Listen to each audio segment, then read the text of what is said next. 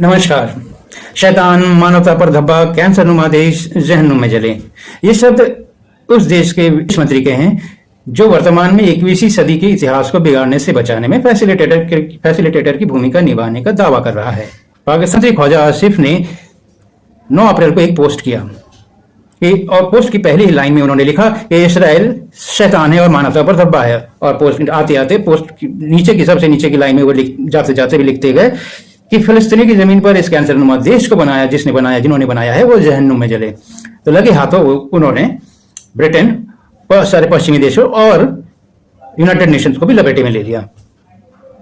आप जानते ही हैं कि अभी इस समय दुनिया एक बड़ी विकट स्थिति में खड़ी है, इतिहास के एक नाजुक मोड़ पर खड़ी है। स्ट्रेट ऑफ हॉर्मुज बंद है, सारे देश परेशान हैं, चाहे वो अफ्रीका का सियरा लियोनी ही क्यों ना हो। अफ्रीका का एक छोटा सा देश है जिसकी 60% आबादी गरीबी के नीचे रहती है।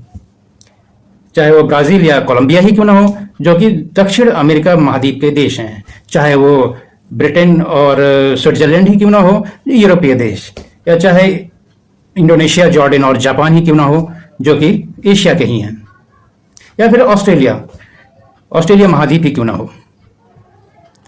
मैंने इन देशों के नाम इसलिए लिए क्योंकि ये सारे देशों ने 9 अप्रैल को ही, इन सारे देशों के विदेश मंत्रियों ने 9 अप्रैल को ही एक संयुक्त बयान जारी किया था और इसमें इसराइल को लेबनान के ऊपर हमला न करने के लिए अनुरोध किया गया था। इन देशों के विदेश मंत्री की समझ और पाकिस्तान के मंत्री की समझ को आप परख लीजिए।